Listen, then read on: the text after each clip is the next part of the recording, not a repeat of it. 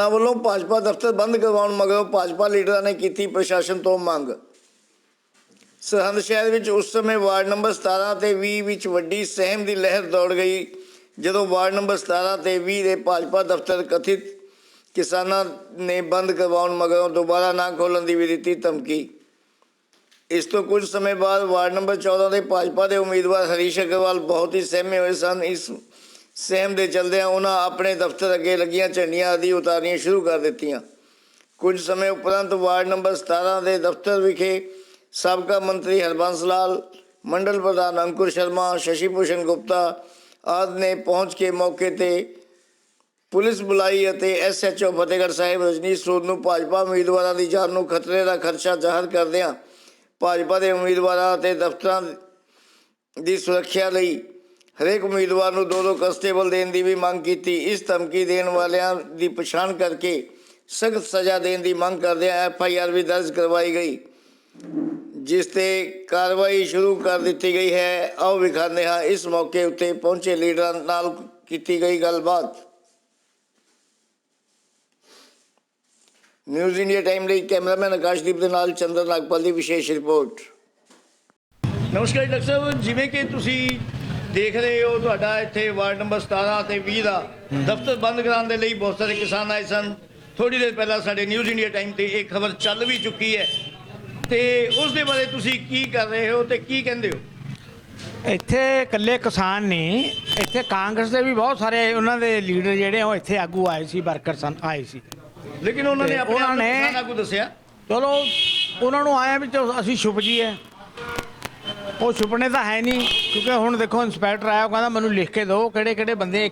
ਇਹਨਾਂ ਨੇ ਕਿਹਾ ਵੀ ਮੈਂ 1-2 ਬੰਦਿਆਂ ਨੂੰ ਟਿਪਸ ਕਰੂੰਗੀ ਵੀ ਇਹ ਬੰਦੇ ਸਾਡੇ ਨਾਲ ਆਏ ਆ। ਮਗਰ ਜੋ ਇਹ ਇੱਕ ਲੋਕਤੰਤਰ ਦੀ ਬਹੁਤ ਵੱਡੀ ਹੱਤਿਆ ਹੋਈ ਹੈ।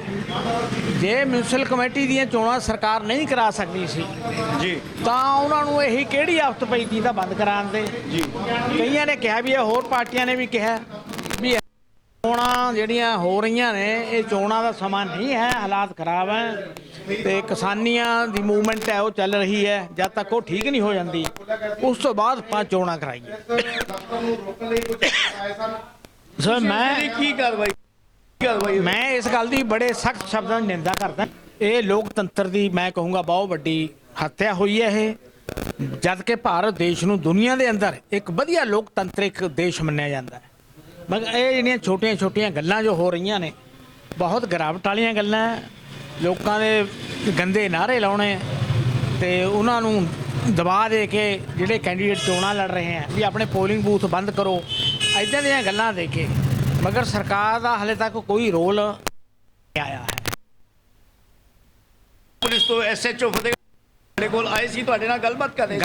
ਕੀ ਗੱਲਬਾਤ ਹੋਈ? ਉਹਨਾਂ ਨੇ ਤੁਹਾਨੂੰ ਕੀ ਆਸ਼ਵਾਸਨ ਦਿੱਤਾ? ਉਹ ਕਹਿੰਦੇ ਅਸੀਂ ਇੱਥੇ ਬੰਦੇ ਲਾਵਾਂਗੇ ਤੁਹਾਡੇ ਇੱਥੇ ਵੀ ਗਸ਼ਤ ਕਰਦੇ ਰਹਿਣਗੇ ਬੰਦੇ, ਵੀ ਅਸੀਂ ਇੱਦਾਂ ਦਾ ਅੱਗੇ ਨੂੰ ਹੋਣ ਨਹੀਂ ਦੇਵਾਂਗੇ। ਤੇ ਮੈਂ ਉਹਨਾਂ ਨੂੰ ਕਿਹਾ ਵੀ ਇੱਥੇ ਨਹੀਂ, ਕਈ ਵਾਰਾਂ ਕੱਲ ਸਾਡੇ ਨਾਲ ਵੀ ਹੋਇਆ, ਹੋਰ ਵੀ ਵਾਰਾਂ 'ਚ ਹੋ ਸਕਦਾ। ਸਾਨੂੰ ਵੀ ਲੱਗਦਾ ਹੈ ਕਿ ਜੇ ਅਸੀਂ ਇੱਥੇ ਮੌਕੇ ਤੇ ਪ੍ਰੈਸ ਮੌਜੂਦ ਨਾ ਹੁੰਦੀ, ਮੌਕੇ ਤੇ ਅਸੀਂ ਨਾ ਕਵਰੇਜ ਕਰਦੇ ਤਾਂ ਸ਼ਾਇਦ ਕੋਈ ਹੱਥੋਂ ਪਾਈ ਜਾਂ ਕੋਈ ਵੀ ਕਾਰਵਾਈ ਹੋਰ ਹੋ ਸਕਦੀ ਸੀ। ਸੋ ਇਸ ਕਰਕੇ ਮੈਂ ਸਾਰੇ ਆਪਣੇ ਜਿਹੜੇ ਹੁਣ ਤੁਸੀਂ ਅਗਲੀ ਕੀ ਕਾਰਵਾਈ ਪਾ ਰਹੇ ਹੋ? ਕੀ ਇਹ ਦਫ਼ਤਰ ਬੰਦ ਰਹੇਗਾ ਜਾਂ ਇਹ ਦਫ਼ਤਰ ਲਗਾਤਾਰ ਖੋਲੋਗੇ? ਖੁੱਲੂਗਾ ਜੀ, ਕੌਣ ਬੰਦ ਕਰਾਉਣ ਵਾਲਾ? ਦਫ਼ਤਰ ਖੁੱਲਦਾ ਰਹੇਗਾ। ਪੁਲਿਸ ਇਸੇ ਕਰਕੇ ਆਈ ਹੈ। ਇਹ ਆਪਣਾ ਦਫ਼ਤਰ ਹੈ ਜਿਹੜਾ ਖੁੱਲਦਾ ਰਹੇਗਾ, ਖੁੱਲੇਗਾ। ਅਸੀਂ ਪੂਰੀ ਸਪੋਰਟ ਹੈ।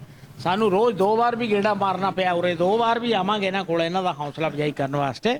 ਇੱਕ ਔਰਤ ਚੋਣ ਲੜ ਰਹੀ ਹੈ, ਇੱਥੇ ਬੈਠੀਆਂ ਸੀ 2-3 ਜਨਾਨੀਆਂ, ਤੇ ਇਹਨਾਂ ਨੂੰ ਧਮਕਾਇਆ ਵੀ ਗਿਆ। ਸਾਰਾ ਕੁਝ ਜਿਹੜਾ ਹੈ ਮਾਰਨ ਦੀ ਧਮਕੀ ਤੱਕ ਵੀ ਦਿੱਤੀ ਗਈ ਹੈ ਵੀ ਨਹੀਂ ਮਾਰ ਦਿਆਂਗੇ, ਵੀ ਤੁਸੀਂ ਦਫ਼ਤਰ ਬੰਦ ਕਰੋ। ਇਹ ਚਾਹੁੰਦੇ ਆ ਪੁਲਿਸ ਕੋਲੋਂ ਵੀ ਹਰ ਕੈਂਡੀਡੇਟ ਨੂੰ ਘੱਟੋ ਘੱਟ 2 ਕਾਂਸਟੇਬਲ ਜੀ, ਹਰ ਕੈਂਡੀਡੇਟ ਜਿਹੜਾ ਭਾਰਤੀ ਜਨਤਾ ਪਾਰਟੀ ਦਾ ਕੈਂਡੀਡੇਟ ਹੈ। ਕਿੰਨੇ ਕੈਂਡੀਡੇਟ ਨੇ ਜੀ ਕੁੱਲ? ਆਪਣੇ 15 ਕੈਂਡੀਡੇਟ ਇਸ ਟਾਈਮ ਚੋਣ ਮੈਦਾਨ ਦੇ ਵਿੱਚ ਚੋਣ ਲੜ ਵਾਸਤੇ। ਤੁਸੀਂ ਸਾਰਿਆਂ ਵਾਸਤੇ? ਸਾਰਿਆਂ ਵਾਸਤੇ, ਹਾਂ ਸਾਰਿਆਂ ਵਾਸਤੇ। ਉਹਨਾਂ ਜਦੋਂ ਡੋਰ ਟੂ ਡੋਰ ਜਾਂਦੇ ਆ ਉੱਥੇ ਦਿੱਕਤ ਆਉਂਦੀ ਹੈ, ਉਹਨਾਂ ਮੁਸ਼ਕਿਲ ਕੋਈ ਨਾ ਕੋਈ ਗਰੁੱਪ ਖੜਾ ਹੋ ਕੇ ਉਹਨਾਂ ਦਾ ਵਿਰੋਧ ਕਰਦਾ ਹੈ, ਡਟ ਕੇ ਵਿਰੋਧ ਕਰਦੇ ਆ।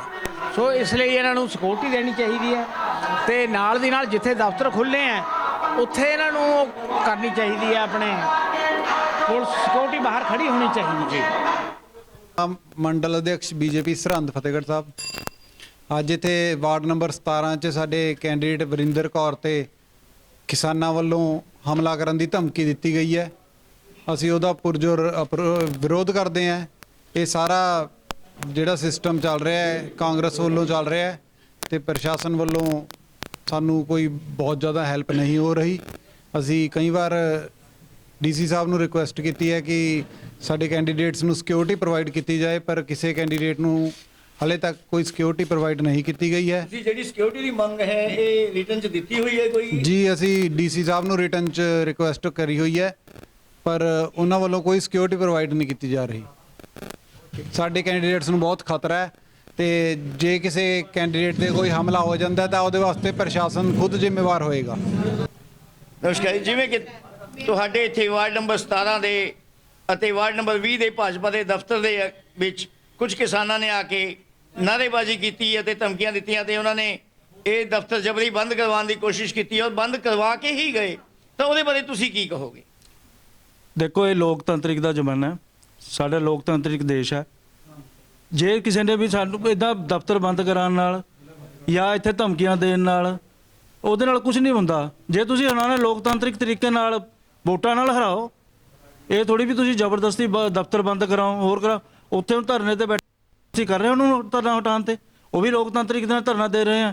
ਅਸੀਂ ਵੀ ਆਪਣੀ ਲੋਕਤੰਤਰਿਕ ਨਾਲ ਆਪਣੀ ਇਲੈਕਸ਼ਨ ਲੜ ਰਹੇ ਹਾਂ। ਪਹਿਲਾਂ ਮੈਂ ਦੇਖਿਆ ਉੱਥੇ ਵਾਰਡ ਨੰਬਰ 14 'ਚ ਵੀ ਉੱਥੇ ਹਰੀਸ਼ ਅਗਰਵਾਲ ਦੇ ਦਫ਼ਤਰ 'ਚ ਵੀ ਆ ਕੇ ਮੂਹਰੇ ਉਹਨਾਂ ਨੇ ਕਾਫੀ ਨਾਅਰੇਬਾਜ਼ੀ ਕੀਤੀ। ਇਸ ਤਰ੍ਹਾਂ ਮਤਲਬ ਕਿ ਜਾਣਬੁੱਝ ਕੇ ਕੁਝ ਲੋਕ ਸ਼ਰਾਰਤੀ ਤੱਤਵ ਹੈ ਜਿਹੜੇ ਉਹ ਇਸ ਨੂੰ ਮਾਹੌਲ ਨੂੰ ਵਿਗਾੜਨ ਦੀ ਕੋਸ਼ਿਸ਼ ਕਰਦੇ ਆ। ਨਹੀਂ, ਤੁਸੀਂ ਕੀ ਸਮਝਦੇ ਹੋ ਇਸ ਦੇ ਪਿੱਛੇ ਕਿਸ ਦਾ ਹੱਥ ਹੋ ਸਕਦਾ? ਇਹਦੇ ਪਿੱਛੇ ਜਿਹੜੇ ਸਾਡੇ ਵਿਪਕਸ਼ ਵਾਲੇ ਪਾਰਟੀਆਂ ਉਹਨਾਂ ਦਾ ਵੀ ਹੋ ਸਕਦਾ, ਕਿਉਂਕਿ ਉਹ ਕਿਸਾਨਾਂ ਦੀ ਆੜ ਲੈ ਕੇ ਕਿਸਾਨਾਂ ਦਾ ਨਾਂ ਲੈ ਕੇ ਬੰਦੇ ਭੇਜਦੇ ਆ। ਉਹ ਆ ਕੇ ਕਹਿੰਦੇ ਅਸੀਂ ਕਿਸਾਨ ਆ, ਅਸੀਂ ਇਹ ਸਮਝਦੇ ਵੀ ਮਤਲਬ ਕਿ ਕਿਸਾਨਾਂ ਨੇ ਕਰਾਇਆ, ਪਰ ਅਸੀਂ ਇਹ ਸਮਝਦੇ ਜਿਹੜਾ ਵਿਪਕਸ਼ ਹੈ, ਜਿਹੜਾ ਸਾਡਾ ਚਾਹੇ ਜਿਹੜੀ ਵੀ ਵਿਪਕਸ਼ੀ ਪਾਰਟੀ ਹੈ, ਉਹ ਸਾਰੀਆਂ ਕੋਸ਼ਿਸ਼ ਤੇ ਲੱਗੀਆਂ ਵੀ ਅਸੀਂ ਬੀਜੇਪੀ ਵਾਲਿਆਂ ਦੇ ਜਿਹੜੇ ਵੀ ਬੰਦੇ ਆ ਉਹਨਾਂ ਨੂੰ ਹਟਾਈਏ, ਕਿਉਂਕਿ ਉਹਨਾਂ ਨੂੰ ਸ਼ਾਇਦ ਡਰ ਦਿਖਣ ਲੱਗ ਗਈ ਜਾਂ ਉਹਨਾਂ ਨੂੰ ਕੋਈ ਇਹੋ ਜਿਹਾ ਮਾਹੌਲ 'ਚ ਦਿਖਣ ਲੱਗ ਗਿਆ ਵੀ ਕਿਤੇ ਬੀਜੇਪੀ ਹਾਵੀ ਨਾ ਹੋ ਜਾਵੇ। ਅਸੀਂ ਇਹੀ ਸਾਰਿਆਂ ਨੂੰ ਬੇਨਤੀ ਕਰਦੇ ਹਾਂ ਵੀ ਆਪਾਂ ਆਪਣੇ ਸ਼ਹਿਰ ਦਾ ਮਾਹੌਲ ਖਰਾਬ ਨਾ ਕਰੋ। ਆਪਾਂ ਤਾਂ ਇੱਕ ਦੂਜੇ ਦੇ ਭਰਾ ਹੈ, ਮਿਲ ਕੇ ਸਾਰਿਆਂ ਨੇ ਕਰਨਾ ਹੈ।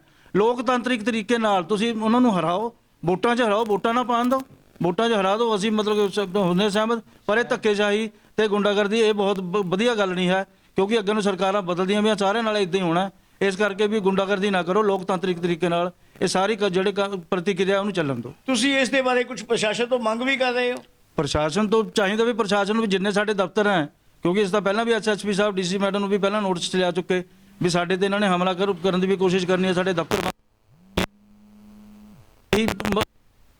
ਵੀ ਸਾਡੇ ਜਿੰਨੇ ਵੀ ਕੈਂਡੀਡੇਟਸ ਹੈ ਉਹਨਾਂ ਨੂੰ ਸਿਕਿਉਰਿਟੀ ਵੀ ਪ੍ਰੋਵਾਈਡ ਕਰੀ ਜਾਵੇ, ਉਹਨਾਂ ਦੀ ਦਫ਼ਤਰ ਦੀ ਜਿਹੜੀ ਰੱਖਿਆ ਅੰਸ਼ ਆ ਕੇ ਦੁਬਾਰਾ ਸਾਡੇ ਸ਼ਹਿਰ ਨੂੰ ਮਾਹੌਲ ਨੂੰ ਵਿਗਾੜਨ ਦੀ ਕੋਸ਼ਿਸ਼ ਨਾ ਕਰਨ। ਵੀ ਇਹਨਾਂ ਨੂੰ ਕਿਸੇ ਨੇ ਥ੍ਰੈਟ ਕੀਤਾ, ਉਹ ਅਸੀਂ ਵੈਰੀਫਾਈ ਕਰ ਰਹੇ ਹਾਂ, ਕੰਪਲੇਂਟ ਦੇਣਗੇ ਮੈਡਮ ਤੇ ਬੰਦੇ ਵੈਰੀਫਾਈ ਕਰਕੇ ਐਸ ਪਰ ਲਾ ਕਾਰਵਾਈ ਕਰਾਂਗੇ। ਕੀ ਸ਼ਿਕਾਇਤ ਕੀ ਕਿਹਨਾਂ ਵੱਲੋਂ ਮਤਲਬ ਕਿ ਥ੍ਰੈਟ ਕੀਤਾ ਗਿਆ? ਅਜੇ ਕੋਈ ਸ਼ਿਕਾਇਤ ਨਹੀਂ ਹੈ, ਹਜੇ ਉਹਨੇ ਵਰਬਲੀ ਦੱਸਿਆ, ਸ਼ਿਕਾਇਤ ਉਹਨੇ ਹਜੇ ਦੇ ਦਿੱਤੀ। ਜਦੋਂ ਵੀ ਸ਼ਿਕਾਇਤ ਸਾਨੂੰ ਮਿਲਦੀ ਹੈ ਉਹਦੇ ਜੋ ਬਣਦਾ ਐਸ ਪਰ ਲਾ ਕਰ। ਕਿਹੜਾ ਵਾਰਡ ਆ ਜੀ, ਕਿਹਨਾਂ ਵੱਲੋਂ ਸ਼ਿਕਾਇਤ ਕੀਤੀ? ਡਾਕਟਰ ਸਾਹਿਬ ਖੜੇ ਨੇ, ਮੈਡਮ ਜਿਹੜੇ ਦੱਸ ਰਹੇ ਨੇ, ਅਜੇ ਮੇਰੇ ਕੋਲ ਕੋਈ ਸ਼ਿਕਾਇਤ ਨਹੀਂ ਆਈ, ਸ਼ਿਕਾਇਤ ਆਉਣ ਤੇ ਮੈਂ ਦੱਸ ਸਕਦਾ।